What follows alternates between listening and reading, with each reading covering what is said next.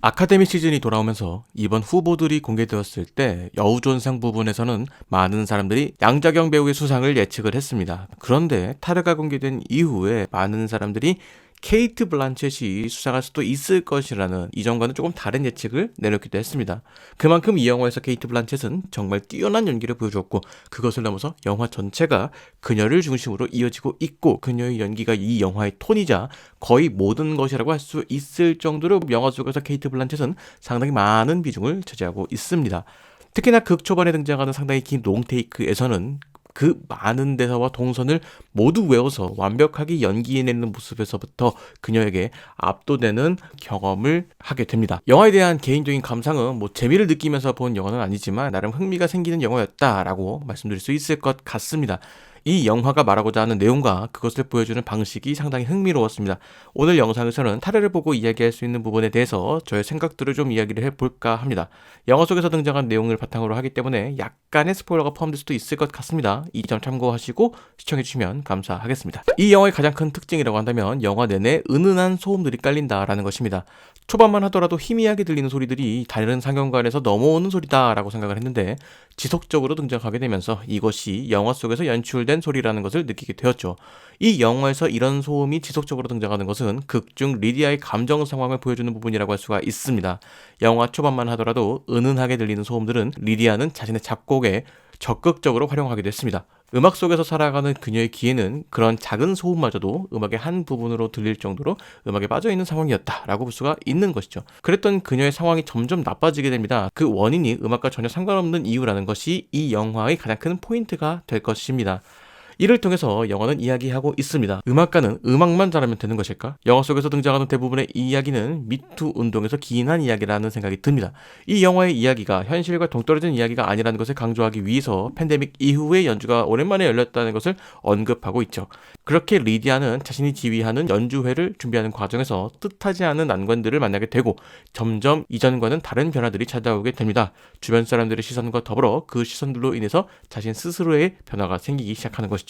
그리고 맞이하게 된 후반부는 이전까지 있었던 소음들이 어떤 소음이었는지, 그리고 음악이 소음으로 바뀌게 되는 상황들을 서서히 보여줍니다. 이러한 표현들은 리디아의 추락과 밀접하게 연관되어 있다, 표현되고 있다라고 할 수 있는 것이죠. 그리고 어느 순간은 원인을 알 수 없는 소음들이 공포로 다가오는 순간들이 생기기도 합니다. 물론 리디아는 자신의 그런 모습을 남에게 숨기고 싶을 정도로 상당히 여유가 없는 모습을 보이기도 하죠. 사실 영화 초반에 느껴지는 리디아의 모습과 영화 후반에 느껴지는 리디아의 모습은 확연한 차이가 느껴질 겁니다. 초반만 하더라도 여유가 넘치고 모든 것을 받아주는 온화한 성격이던 그녀가 후반부로 갈수록 점점 날카로워지는 방향으로 변화한다는 것이죠. 그리고 조금씩 변화하는 영화 속 상황을 리디아를 연기한 케이트 블란쳇이 완벽하게 표현했다는 것이 이 영화의 가장 큰 성취가 될 것입니다. 사실 이 영화는 그녀를 제외하고 이야기할 수 있는 것이 거의 없는 영화입니다. 영화 초반부터 등장하는 롱테이크에서부터 감탄을 하면서 영화를 보게 되는데 정확한 시간을 측정해보지는 않았지만 체감상 10분이 넘는 시간 동안 여러 인물과의 대사와 움직임들이 하나의 테이크로 보여지게 되는데 어쩌면 한편의 연극을 보는 것 같기도 하고 몇몇 인물들과의 대담까지 생각을 해보면 하나의 연주를 수행하는 듯한 느낌마저 들었습니다. 그 대화들을 통해서 리디아라는 사람에 대해서 알게 되는 것이죠. 자, 여기서 흥미로운 점은 영화 초반에 등장하는 리디아의 수식어들이 이미 결말을 예고한 듯한 느낌이라는 것이죠. 영화 초반에 등장하는 토크 콘서트들을 보면 리디아를 수식하는 수식어가 상당히 오랜 시간 지속이 됩니다. 그 모든 수식어들을 통해서 우리는 리디아라는 사람이 얼마나 많은 업적을 남겼으며 그녀의 음악적 실력에 대해서 가늠할 수 있는 시간이 되는 것이죠. 그런데 앞서서 영화가 말하는 메시지가 음악가는 음악만 잘하면 되는가? 라고 볼 수 있다고 말씀드리지 않았습니까? 결국 후반부로 갈수록 이런 수식어들의 내용이 점점 변화하게 되면서 사람들에게 멀어진다라는 것입니다. 사실상 리디아의 입장에서 생각을 해보면 음악적 재능이나 실력이 변하는 것은 아닙니다. 변하는 것은 그저 그녀에 대한 수식어 평판일 뿐인 것이죠. 하지만 오로지 그것으로 인해서 그녀는 서서히 무너지고 있는 것입니다. 결국 영화 초반에 등장했던 예술과 예술가는 분리되어야 하는가에 대한 내용이 리디아에게도 찾아온 순간이 있는 겁니다. 결과적으로 그녀 또한 그러한 상황을 조금이나마 신경 쓰고 있었고 그로 인해서 자신 또한 추락하게 되는 계기가 된 것이죠.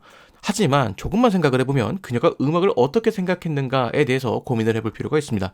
영화 초반 그녀가 음악을 고르는 과정에서 여러 앨범들을 펼쳐놓고 그 위에 올라가서 발을 이용해서 앨범들을 이리저리 옮기는 모습들이 나오는데, 이것은 누가 봐도 그녀 스스로가 음악 위에 있다고 생각하도록 보이는 장면이거든요. 그래서 이런 생각을 하게 되는 것이죠. 과연 리디아에게 음악은 무엇이었을까? 진짜 음악을 하고 싶었던 것인지, 아니면 자신의 욕망을 이루기 위해서 음악을 이용한 것인지, 이것에 대해서 고민을 하게 된다라는 것이죠. 그리고 그것에 대해서 보여주는 결말은 상당히 인상적입니다. 어쩌면 충격적이기도 하죠. 여기서 앞서 이야기했던 질문 다시 한번 해보도록 하겠습니다. 음악가는 음악만 잘하면 되는 것인가? 한국 영화계에서 이런 상황들 잘 보여주는 사건들이 다수 있습니다.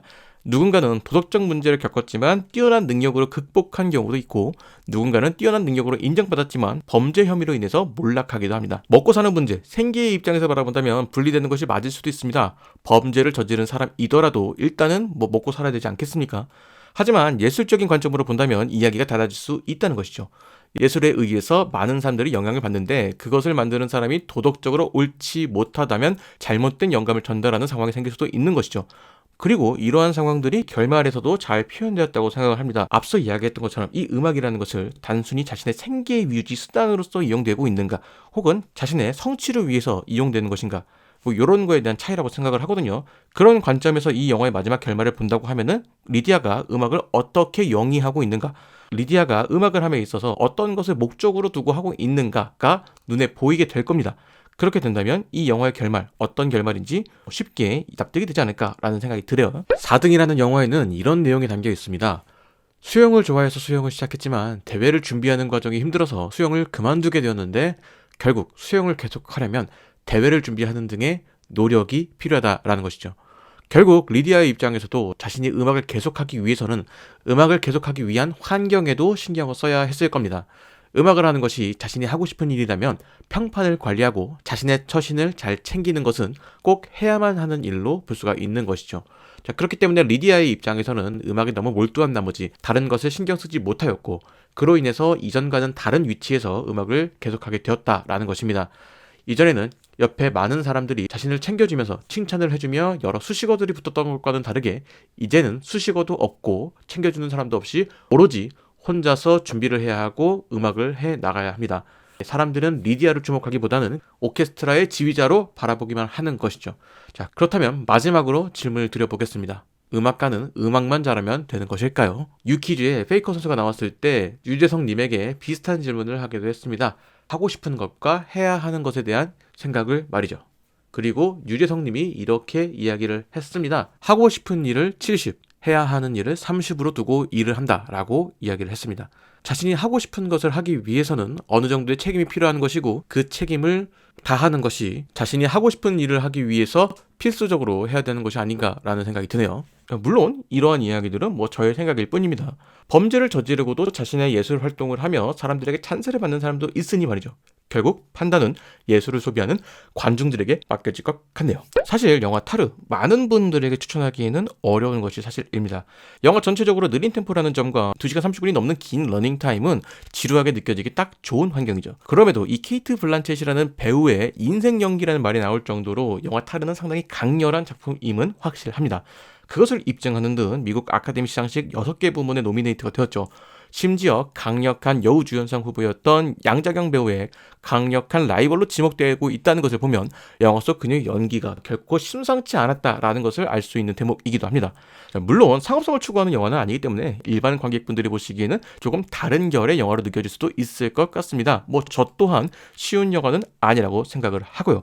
아카데미 시즌이 다가오면서 관련된 여러 영화들이 개봉하고 있습니다. 모든 영화를 리뷰하기는 어렵겠지만 최대한 많은 영화 관람하고 리뷰 한번 남겨볼 수 있도록 하겠습니다. 오늘의 이야기는 여기까지입니다. 영상 재밌으셨다면 구독과 좋아요 부탁드리도록 하겠습니다.